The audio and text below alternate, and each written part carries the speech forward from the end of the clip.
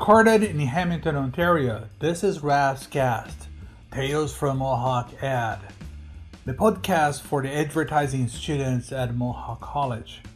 This week, we'll have the pleasure to interview Amanda Kitchen, former college and advertising graduate at Mohawk class of 2009.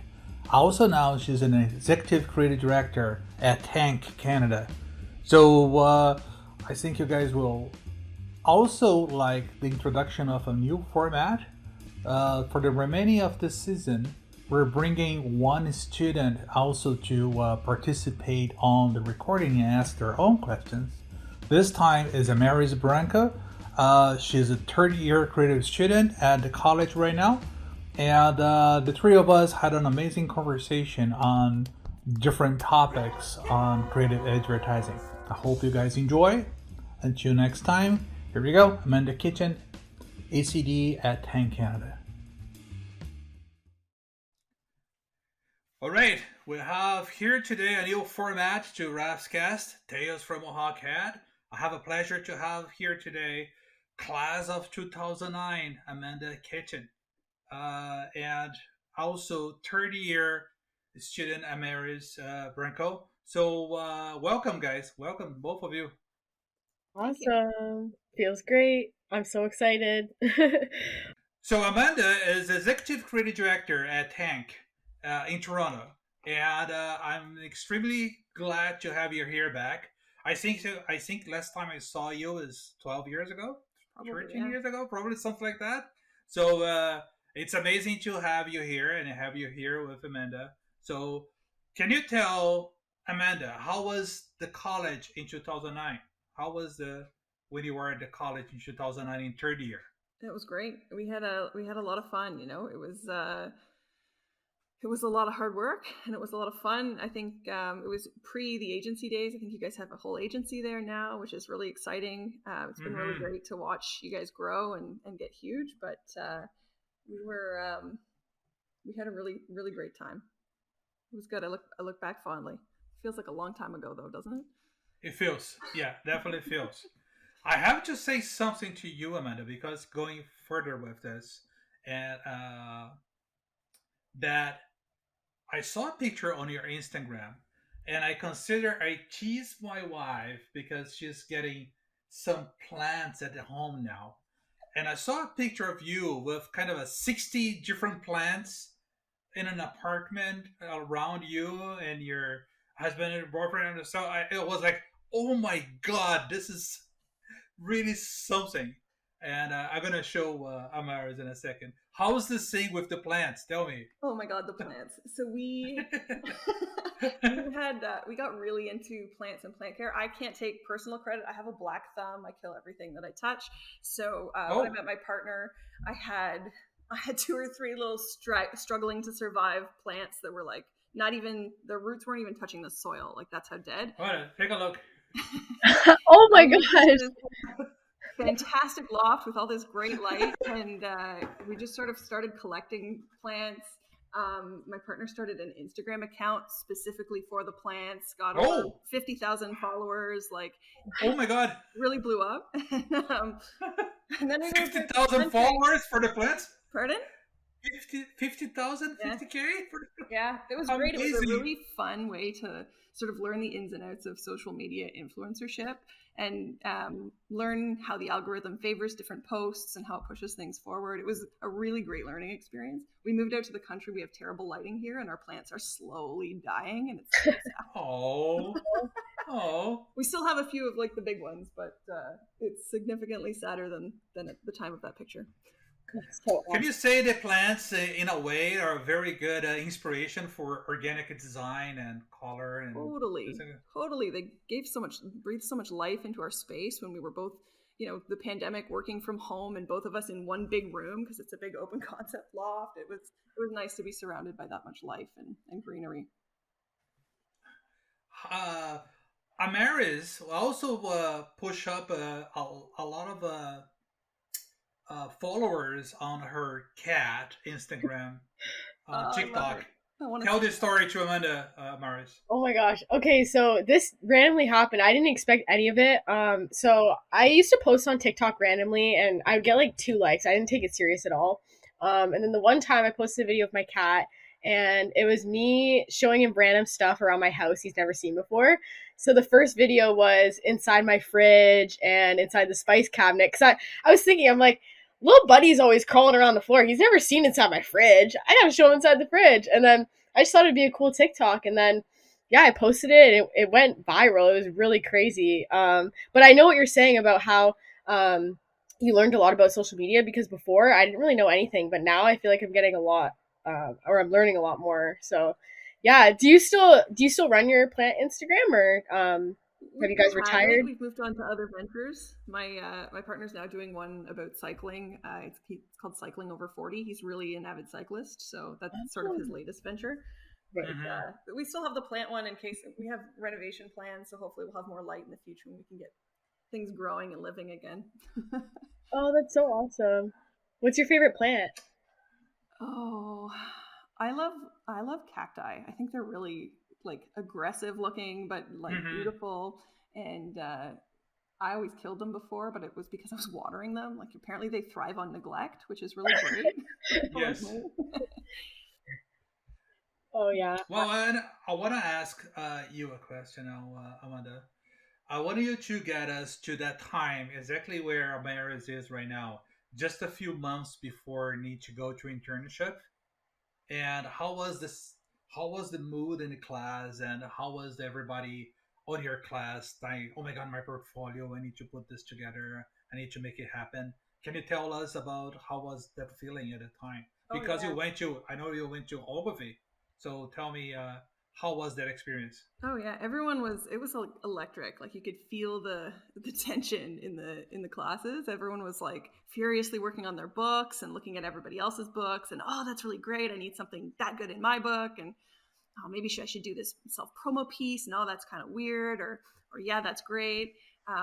It was exciting and it was terrifying, and everybody was like, I know it's really competitive. Am I going to be able to do this? Am I going to like make it in this field? And looking back, like almost everybody did. I think everybody got a job that they were excited about. You know, yes. It's a really great foundation. I think, you know, a lot of my classmates are really successful people, so you know, they all had great books. It was good. We had a lot of worry about nothing, but I think that worry that worry really did, I don't know, it fuels you, right?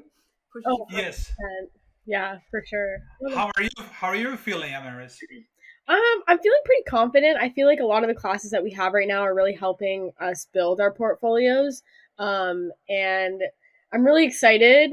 I haven't really started, well, I have my portfolio website, but I still have to kind of go back and fix things and whatnot. But it is really exciting. And I can't believe that it's already third year, because it feels like we just got into first year like 2 days ago. So would you say that the time flew by for you too when you were in school? Oh my God, yeah. And the time since has flown by too. I feel like it was yesterday, but it was also really long ago. I don't know if you've experienced that with time, but yeah, for sure. For sure. It goes by in a blink. Oh, definitely. How did Ogilvy gig happen? Oh, so I did a wacky self-promo piece, which in hindsight maybe was a little bit cringy, but I had my portfolio. Wow, now you need to tell us all about it. Oh yeah, it was on a piece of meat. It was like a little booklet made of meat, and I wrapped it up to make it look like it was in like a butcher tray with cellophane and a thing. I said fresh creative meat on it, which is really gross and not something I should have said. And I was handing it out to people. I handed it to who ended up being my creative director at Ogilvy at the time. She was actually out for dinner with her boyfriend, who was also a creative director at Boss at the time. And they were both like, I want to hire you. This is great. Like, this says a lot more about you and how you approach things than just like sending me a link, or at the time a PDF, I guess it would have been, or a printed book. And she loved it. She was a vegetarian, so she was totally grossed out by it, and it worked. So it was good. Oh, that's so genius. She made fun of me for how seriously I took everything, so it was good. But it was risky. Very risky. Yeah. Totally. Yep. I met with a few other people with my portfolio before that too, and I got some feedback. I got some positive feedback. I got some not so positive feedback. I think it was sort of sifting through those things and figuring out what what I wanted to action on and what I didn't. I think it's really important to find your voice in your book. And I'm an oddball. I do wacky things all the time. So it was the right thing for me to do to find the right job, right? How was that sensation when you mean like, wait a minute, just a few days ago I have this book review and the person said was great, and this another person say he hated it. So how, and then you begin to discover how not black and white is that kind of review. Oh, not black and white is such an excellent way to put it, Raph. It's all shades of gray, right? Yeah. I don't know. That's the whole creative experience, isn't it? Like you put an idea out. Some people are like, oh, I don't know. I'm kind of nervous about this. It feels kind of, maybe it's too big or maybe it's wrong. And other people are like, no, I think this is fantastic. I'm so excited about it. So it's kind of, it's exciting. I like that. I like I don't want to say the tension in those moments, but I like the disagreement sometimes. I really like to get into those kind of debates with people, like whether it's good, whether it's not good. So it was kind of, I don't know, foreshadowing. Foreshadowing for how my career might go, which is good. I see. I'm glad I didn't listen to all the haters because it worked out in the end, but I'm still like, cringe when I look back. I'm like, so smart. How did you come was that? Sorry, Go ahead, Amaris. I was gonna say that's a genius idea. How did you think of that? There were stories all over the place at the time of people doing like wacky stunts to get into agencies. Like I think some guys hired one of those companies to go up the sides of buildings and wore like cleaning outfits and then like put signs up on the outside of the windows in an agency, like hire us. And there were all kinds of like wacky stuff going on. I wasn't going to go that far, but I remember one guy bought a billboard besides TBWA. Wow. And he did it. That's awesome. Yeah. So, well, okay. So you got the gigography. How was your first day and the first week at work? How was the difference like here? Oh my God, I'm on a big agency now. What's happening? And how was that thrill? I did like the classic junior thing. I way overdressed for my first day. I like went in like all business casual. I was wearing like business pants and shoes, and like totally not myself at all. And they were very kind about it, but they made fun of me later for it a few years later when I knew everybody a little bit better. But I was really nervous. It was scary. It was really intimidating, big name like Ogilvy and a whole bunch of people I didn't know. How was I going to remember anybody's names? And was I going to come up with ideas that were good enough? And I didn't have to worry about any of that stuff. When you go in with virtually no experience, you're junior, they kind of expect that from you. They know that you've got good ideas and you've got a little bit of a different perspective on stuff you haven't worked before, and everybody was really like welcoming and accepting and encouraging, which was great. Oh, that's really, so awesome. Great. When you joined the Mohawk program, did you know that you wanted to be on the creative stream and take that side, or did you kind of struggle to choose? I've always been a very creative person into all kinds of creative pursuits, so that part of it was very easy. Mm-hmm. I wondered if I'd get a job. I knew it would be competitive. I knew I had to get a job because I went to university before I came to college. So it was like, it was go time, right? Yeah. So if I ever had any doubt, it was that. But I did really struggle when I was in school with whether I was going to be a writer or an art director. My passion was always the art and design. And it's always been, I loved art in high school. And I've always been like really into design. But writing felt comfortable, and I felt like maybe I had more of a shot at being a writer because I could see these things that art directors did out in the world, and I got really intimidated, right? You get a little bit of that self-doubt, and I thought, well, maybe I'm not good enough to do what those guys are doing. But you came to the college with a Bachelor in Arts, isn't it? From McMaster. Yeah. So how was that Bachelor in Arts coming in? Talking about, look, guys, this is the Gestalt thing and contrast and a little bit. No, it was great. It was like I felt when I came to Mohawk, like something sort of clicked for me. Like it was like I finally found the right place where I needed to be. Advertising was a natural fit for my skill set and my abilities. So where I kind of felt out of water at McMaster sometimes, a lot of like theory and art history and stuff like that is is great, but when you're not doing something really practical, and I'm a doer, I'm a maker, I like to get in up to my elbows. It really felt right. So that was an aha moment going to Mohawk. Good to hear. Amazing. So tell me a little bit about your work at Ogilvy. What kind of clients you did there, and so I've worked in health. So you worked there for 3 years and a half. Yeah, I worked there for 3 years, and then I quit to freelance, and I freelanced pretty well the whole time at Ogilvy, and then I went back there and worked for a bunch more years. So I was at Ogilvy. Oh my God! Probably like 7 years in total. Wow. Really great group of people. It was awesome. Lots of really great experiences. I worked in health, so in health, it's maybe not what everybody dreams of doing when they're in college, but for me, it was a really great fit.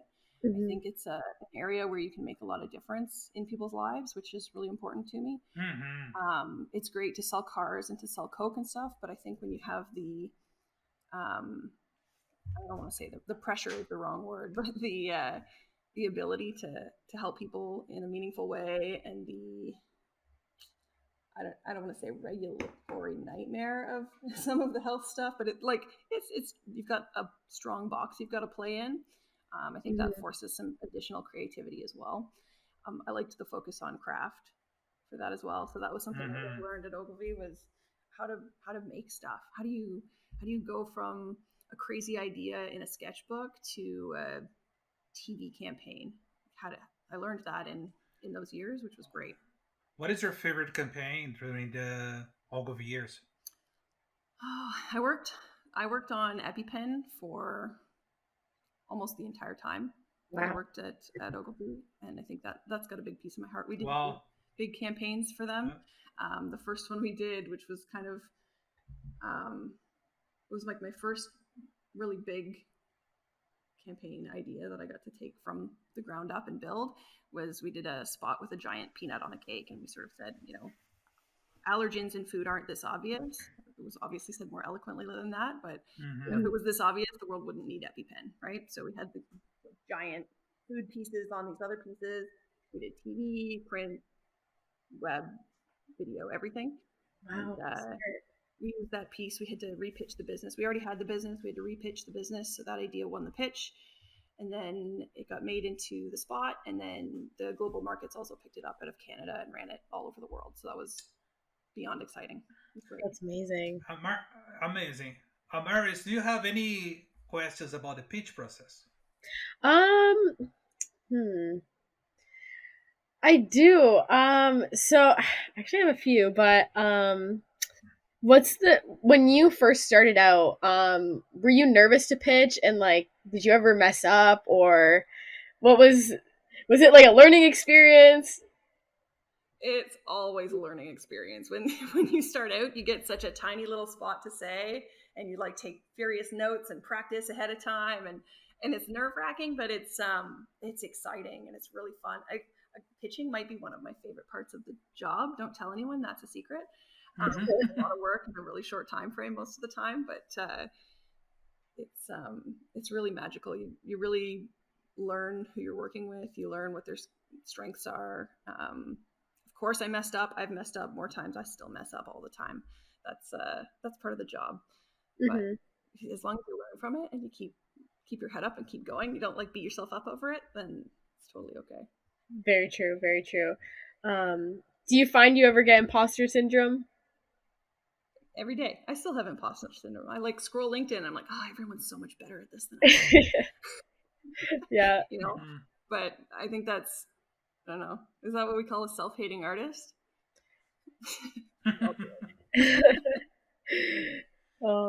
So when you decide it was a good time to change and go to Click, I know Click is very big on health too. Yeah. So yeah, it was.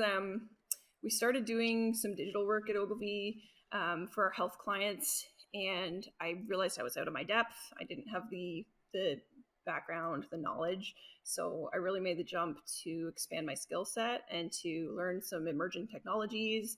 I wanted to work in VR and AR, and Click was the right place to go to do that. So it was really great for my growth to go there. They also have really great leadership programs to train people in leadership, and that was something else that I was interested in doing, and growing as a creative leader. So that was the next obvious jump. And when I went there, actually, they said, like, you're senior art director, are you ready to be an ACD? And I said, nah, I don't think I can be an ACD yet. I've never managed anybody.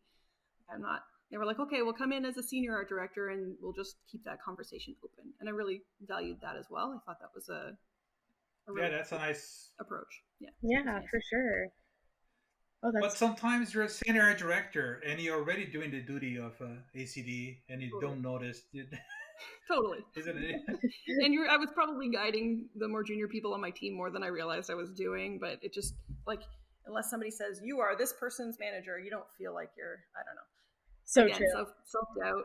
I haven't made that mistake since, but it was good. It was a learning experience. It was really so good. that and then at one time they say you realize, like, oh, I can be an ACD. And yeah, how was that change, or not even change, and it was just a name title? So I think it's always easy to promote people when they're already doing the job, right? So it was pretty quick. I had a team pretty quickly, and I landed on the best team there. I had, like, great colleagues who are now friends, and really, really lucky to work with such a skilled group of people.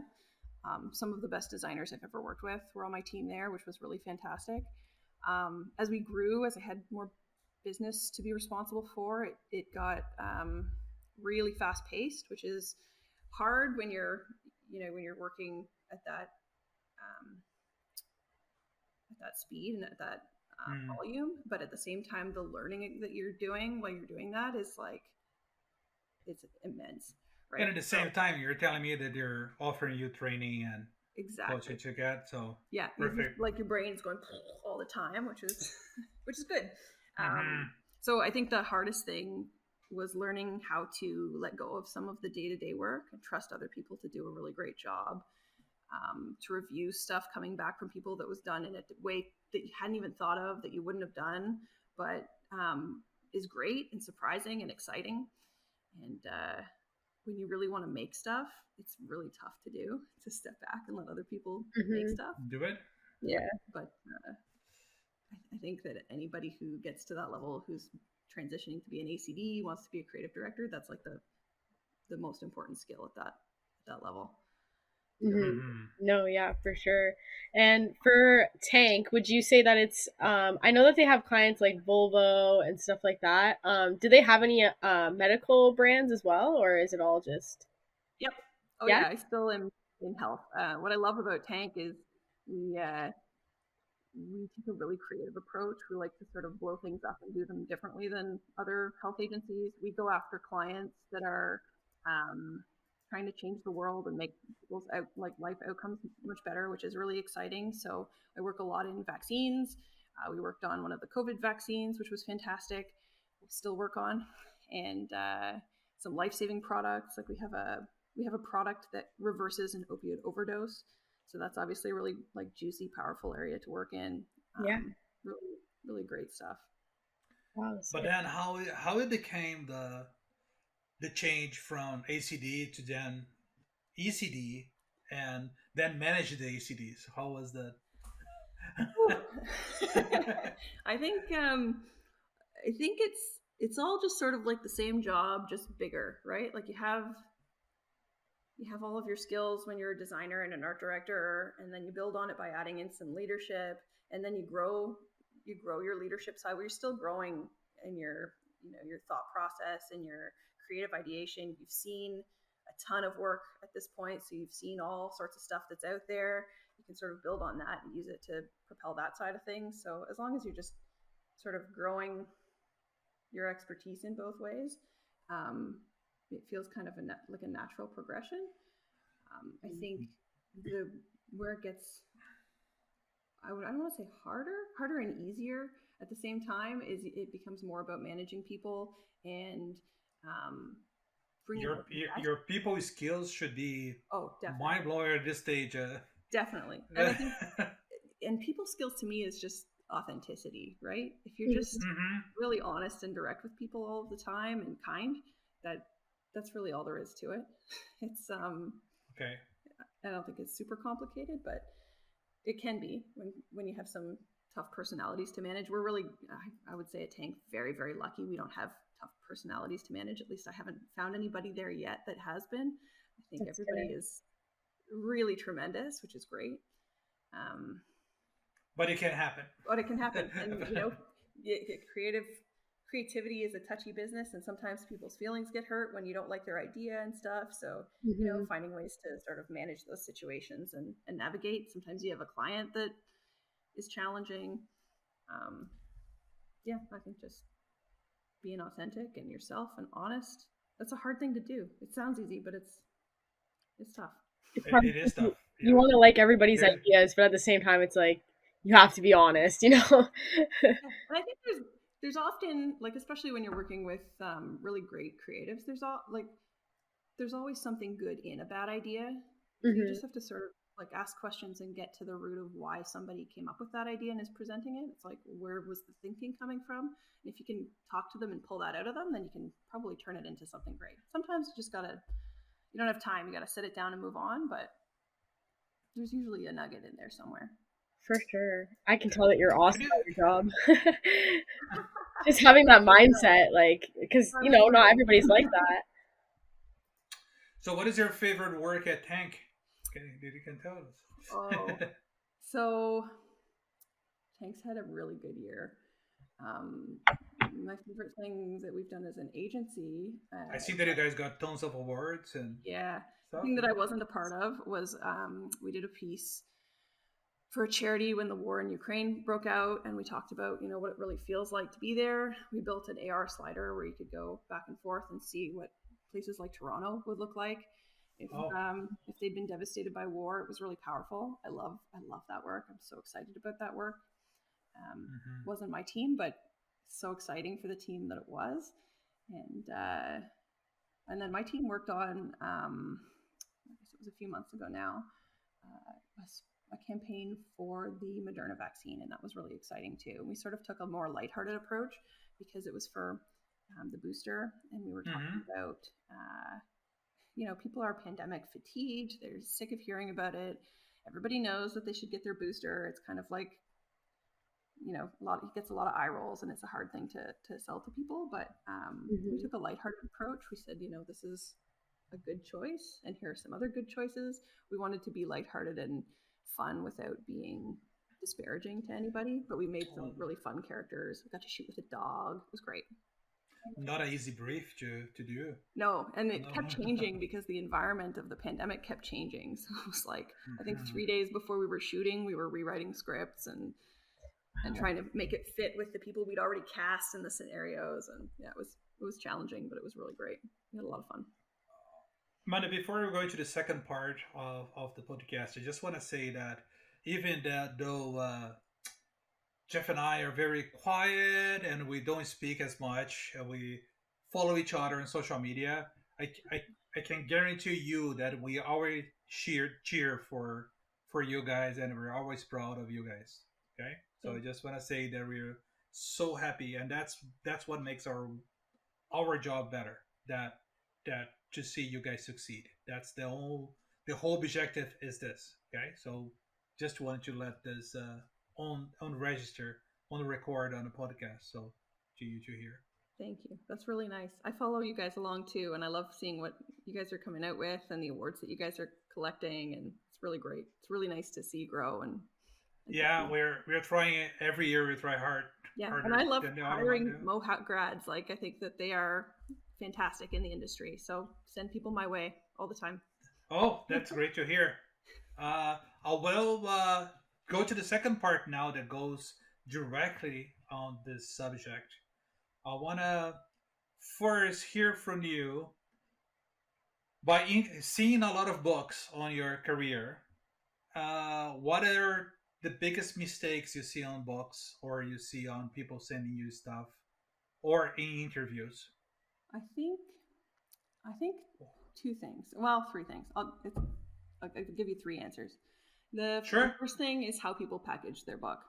I think that the care that you put into how you present your work and the story that you tell about your work is just as important as the work that's in your book. And so when people send me like a PDF of screenshots that has no love or craft in that PDF, that tells me something about the candidate. The work inside can be really great, but if you haven't packaged it up in something that is easy for me to use, is attractive, that's a detail that I see that people have missed. And I think it's important.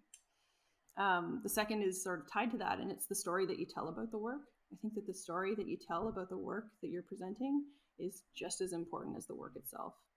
Like, what inspired you to come up with this? What was the really great insight that drove you to create this work? What was the outcome? If it's work that has an outcome, what sort of success did you have, or what did people think about the work? How was it received? I think that's all really important. And when you tell me those stories, or when I read those stories in your book, I can see the passion and the excitement, and that tells me a lot about the candidate as well. It can be a mistake if it's missed. And then the last thing is in interviews, not coming prepared. Just your face.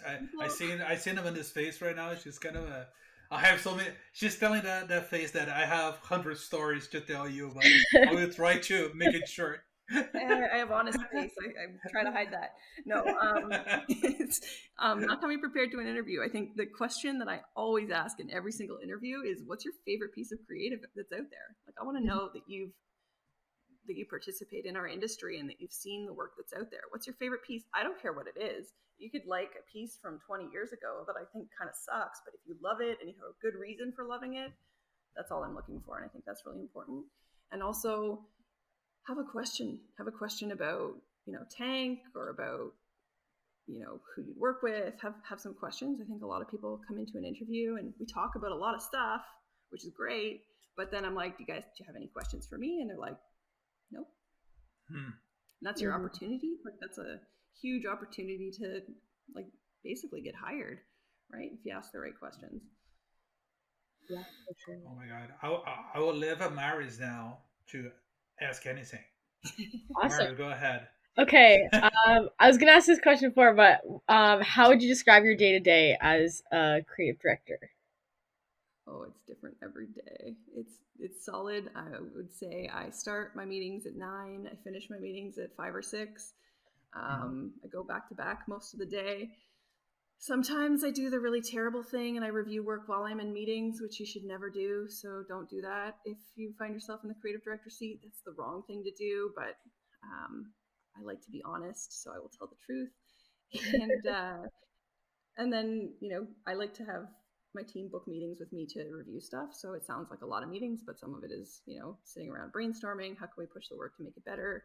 Some of it's reviewing stuff that's been done. I spend a lot of time pitching. I really like pitching. I know I mentioned that earlier. So that's a big part. And then interviewing people, hiring them. We work on a lot of awards submissions. So we spend a lot of meetings talking about case studies and how we're going to craft those. If people have advice and they're having an issue or a problem that they're trying to crack, or a brief that doesn't make sense, I spend a lot of time working with people one-on-one as well, which I think is really important. Sometimes it's a really simple answer. Sometimes it's like, let's continue to talk about this every day at 4:30. We'll figure it out kind of situation. Interesting. Changing now, before I will go back to you, Amaris. Going back to that question about interviews and mistakes. What kind of pieces you expect? What kind of ideas or pieces you expect to see in a student book? You expect to be something simple that you can actually, oh my God, I love this. I can already ask the person to come in for an interview, or you like to have a more detail and everything, or what kind of a, do you have a kind of a 6 pieces is enough, 3 pieces is enough? You want to see craft and design, you want to see big idea, you want to see hobbies, how that things works for you? I think I don't have like one set thing that I look for that I go, yes, that's it. But I want to really be able to get a sense for who you are as a creative and what kind of work you're excited to make. So if it takes 3 really simple, brilliantly executed, crafted ideas, for me to know that. Or if you're really design focused and you've got a couple of really great type driven ads that have clever lines, like that's great. Just tell me about yourself. If you're wacky and you like humor in advertising, make sure I see that there too. I think whatever it takes to bring you to life. Hobbies are great. I know that's a controversial take. Some people are like, no, it should just be about the work. But I like to know what you do outside of work too. Sometimes I ask that of people in interviews. I like to know what other kind of creative pursuits they're into. Creative people are usually into a couple of things. Mm-hmm. Yeah, Sometimes it changes and you're into different things every week. That's okay too. That gets me to another continuation of this question. What kind of skills do you expect a junior or intern to have? That's a great question. I think for someone to be a good junior art director or copywriter, they have to have a grasp of what a concept is. So know the difference between an idea and an execution. I think that's really the hardest skill that I'm looking for. If I can see some ideas in your book and some, propensity for execution, or if I see that you're really, really good at execution and you sort of dance around an idea, depending on what kind of art director I'm looking for, I think that's it. I think then when I talk to people, soft skills, people skills are really important, and curiosity. Are you somebody who's going to ask a million questions and want to learn and grow? That's fantastic. I think that's a really great fit. Yeah. Amazing. Amaris, go ahead. Awesome. Okay, so I know that you said that you had plants and they were your inspiration, but do you have any other inspiration? Oh my God, I have so many things that inspire me. Are you kidding me? I have 2 cats that I'm very obsessed with. I've got kids that I'm obsessed with. My kids, I've got 3 kids. Love it. I'm super into furniture design and like mid-century modern homes and interior decorating. We used to paint. I like painting. I used to play music a lot more than I play it now, but I love listening to music still, and I love singing at the top of my lungs in my car.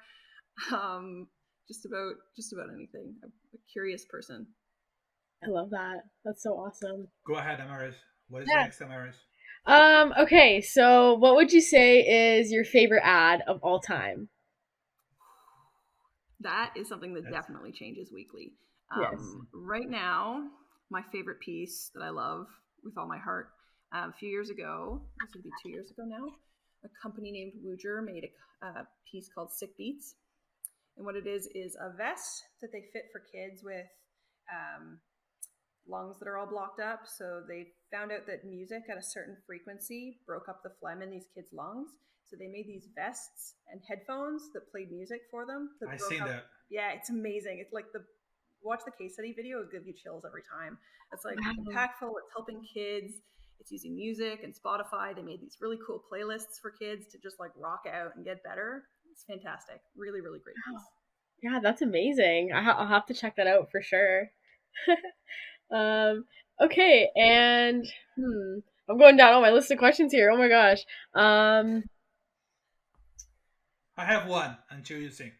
Okay. With the stuff what's happening right now, there's so much technology and AI and interaction and things with art direction. What do you think the next thing will be? I think the next thing right now that's happening is we're seeing like that I think is really cool and I'm kind of obsessed with right now is celebrities selling their likeness to be used as deepfake in ads. So like Bruce Willis just did it. You can buy Bruce Willis's likeness to use in any of your ads. So now I need to make an ad with Bruce Willis. Wow. That's very cool. That's so interesting. I've never heard of that before. I saw that for acting, but never thinking about doing for ads. I think they've already I think there's I saw something that he'd done an ad somewhere in Russia and somewhere else that had bought his likeness to use. Anyway, really cool stuff. I think that's going to be more. Wow. Yeah. Besides that, we have the craziness of Kanye West saying on Adidas and. Oh God! Yeah. That's it. And I loved the simplicity of the ad that Adidas put out, I think like yesterday or today it just says buy and it's like YE is a different color than the B. This is end message, great, brilliant. But it like took them long enough. I think it took, yeah. Ago. By the way, we're in October 2022. Yeah. So just to 27, it was an amazing case study for PR and how brands can be hurt by that kind of stuff. So yeah. And I think they had like 10% of their income or something was coming from the Yeezy line. So it's a big thing for a brand to do. But again, it was kind of the least they could do at that point. Oh yeah. There's nothing they can do. Yeah. But yes, okay. So I want to ask a different question besides the craziness we were just talking about. How do you think the agencies change since the time we start, and now you see more like a graphic design is more intense in the agency, and they have more branding and other. How the agency change since this time we start, and how is the agency model now? Oh my God, it's changed so much. It makes me sound so old to talk about it. But when I started, we still used docket bags to like hand projects to people. Everything was printed and put into a big yellow folder and you passed it around. Wow. That's so ancient now. It's like not many of us left to remember that. No, I think that technology has changed entirely. Like obviously we're working remotely now, which is great. So the speed that we work on things has accelerated to breakneck speeds. It used to take a lot longer to get a campaign off the ground, and now we can have an idea and put it on Twitter that afternoon, which is great. I think that the agency models have changed in that, at least in my experience, there are a ton more titles for people, like a lot more opportunities for different skill sets of people. Like when I started, it was you're an art director or a copywriter, and now you're an art director, or maybe you're a designer, or maybe you're a UX or UI designer, or I think there's a lot more avenues that people can explore right off the get-go, and then a lot more career paths that come out of those different avenues, which is great. Yeah. How long it takes for you to develop the list of production companies or photographers or all the vendors, all the team that surrounds you that could provide that amazing top skill set craft when you need it? Constantly, like it's like a living, breathing, organic thing. I think you start researching companies like that right when you're fresh out of school, and you just keep expanding. You triple bid a lot of your work. So you say, we've got this TV campaign idea. We need to have 3 different directors presented to our client to take a look. So then I'm going to look at probably 40 or 50 different directors to decide on those 3 to present. And I'm going to keep all of those people in my back pocket for next time, because maybe they're not right for this project, but they might be right down the road. So I usually just keep like a running list with links to portfolios and stuff that I like. So do you think it's important for somebody asking for internship, for example, to know, oh, I love that production company, or research on this kind of stuff too, that they know not only who create the idea or the agency, but also the teams behind it? I think that's great. That's like a nice bonus ad for people if they are that into it, that they're researching that stuff. I never expect that of people coming in to have any of that knowledge, but when they do, I get really excited about it. Yeah. But those are the secrets coming up of Rapscast. So, so the students. Amaris, go ahead. Okay, so when you were at Mohawk College, what was the favorite project that you worked on by yourself or with a group? I always liked we did a campaign class every year. We had to come up, we were given a place or a thing or something, and we had to come up with a campaign for it. And we did a campaign for the Toronto Zoo that was atrociously cringy now that I'm back on it, but it was really fun. We did all these pictures of animals that were like screaming or excited, and it was really simple, just like they're excited to see you too, and totally first level. Totally, I remember that somehow. I love doing it. It was fun working with animals. I love animals. It was great. That's awesome. Was that second year? Which other? Go ahead. Sorry, I was gonna say, was that second year, third year, first year? God, I think it was second or third year. I don't remember exactly. Oh, okay. Can you do a few of the memories that you remember the most when college time comes to your head, like the moments that you're coming to? I remember Raf hours spent in the Mac lab when we did that music video project in our Oh, senior class, and we recorded like 4 different camera setups of us lip syncing this song, and then I sat in the Mac lab with like software. Now there's software that just does it automatically on TikTok, but I sat there and I matched the mouthing the words to the track, and it took like an obscene amount of time. I won't even tell you the hours I spent doing that, but I remember that assignment. They have I give songs to them, MP3 songs, and they have to do a video clip on the top of it. And we had Don't Stop Believin', and I don't think I can listen to that song still. That's awesome. And what would you say is the biggest thing that you learned when you were at Mohawk? Oh, I think we spent a lot of time learning about what an idea was and how to craft an idea and how to pull an insight into some like a big idea that has legs. Really figuring out the difference between, like I said, an execution and an idea. That was so valuable. I think that really made the difference for getting hired in the first place and also in my career, knowing when you'd struck gold and what was worth pursuing and what was maybe not big enough yet. Yeah, for sure. And also just how to work with people and how to interact with people. I think that's I don't know. I think I'm still awkward, but I was definitely more awkward then. But your class was a good class. It was a very fun class to have at Mohawk. I remember a very strong creative class, especially. Yeah. We had a good time. I loved the trips to New York too. Do you guys still do that? Well, those guys didn't have the chance to go because of the pandemic. Yeah. Because of the pandemic, but probably we're going to do that next year, and then they will go. I think if we're going for the creative week at one show, and usually now we're after you guys we went about more 10 times to New York. Wow. So and now the one show the one club of creativity in New York, they set up the agencies to us to visit. That's great. So we go there and visited 3 agencies during one day. Go to the MoMA on the other day, and then they have 2 days free to do whatever they want. I say to them, as much as I don't have to be called by the police or go to a hospital, you guys can do whatever you want.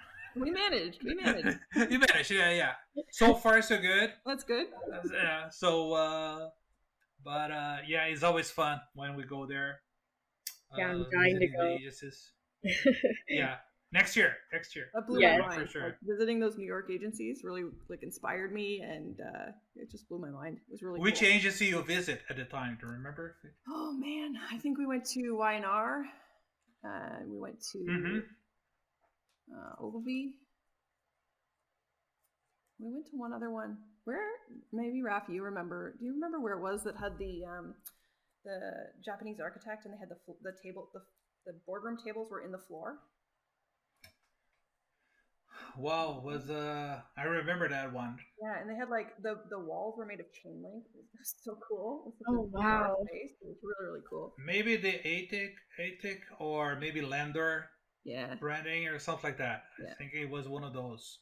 But it was super exquisite. Interior design stuff was over the top. Yeah. Wow. In that space. Yeah. I have FOMO. Sorry. It's okay. No, you'll get working. You'll get to go to lots of places like that. It'll be great. We'll fly for a day and you'll head back home again. So we're coming to the last part of our podcast, the last 5 minutes, and I will leave one question for Amaris, and then I will do my final question and final considerations. Okay, Amaris, go ahead. All right. What's the number one thing that you love about your job that just gets you up in the morning and gets you so excited? There's so many things, Amaris, to narrow that down into one answer is a really hard thing to do. I feel so lucky to have this job and to be in this industry.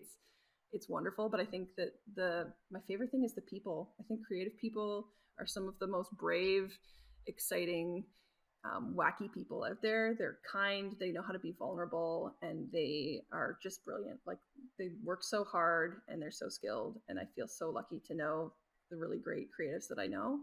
And that's what keeps me going, even when it's tough. Oh, that's what kind of would you say, Amanda, to the students who are not sure, like, how are I gonna make it, or are insecure about their work, that kind of stuff? What kind of advice at the school right now? What kind of advice you give to them? I think that everybody has a unique point of view, and everybody represents part of the market that we're advertising to. So I think no matter what your voice is, where it's coming from, or even if it's a little bit shaky, it's really important, and it has a place in our industry. And I think that if you can own that, if you own your truth and what you know and what you believe in, then you'll do great. You just have to find your tribe and the right people to work with to amplify your voice, because everybody's ideas are valuable. A great advice. Yeah, that's Great amazing. advice. I'm gonna keep that with me. Oh yes. I want to ask now two things that will be very important on this podcast. Can you tell me, first of all, what is the plant URL on Instagram? How do I find the Instagram for the plants? It's Daydream Beliefers, spelt like leaf. Beliefers? Okay. So Daydream Beliefers. Beliefers, okay. I'll check it out. A good pun. Awesome. How about you, Amaris? I want you to tell your TikTok with the cat. How can they find you? My username is Queen of Ontario, which sounds really funny and weird, but I guess everyone's like, "How are you, Queen of Ontario?" I'm like, I don't know. I guess you just missed elections or something. But really, the username was free. I don't know how it was free, but I love it. I'm writing it down. All right. For sure. Okay. So, but now in a more serious side, how can the students contact you if they need to? Are you able to give feedback for their books or stuff like that? Yeah, absolutely. I'd say reach out to me on LinkedIn. I keep everything kind of organized there. I'm never kitchen? Okay. Against like emails or social media, but I get disorganized that way. I think that LinkedIn keeps me honest. I can find it all in one place. Awesome. Last final words, Amaris, for you. Last final words. Thank you so much for the advice and just for joining today. It was so nice to meet you virtually. Hopefully one day we can meet in person. But yeah, I'll definitely have to take all this advice with me, and I feel a lot more ready for the big ad agencies now with all your advice. So thank you so much. Anytime. And I mean, it's in touch. Let's go out for a coffee or something. Yeah, for sure. Most definitely. Me too. Love that. Someplace, yeah.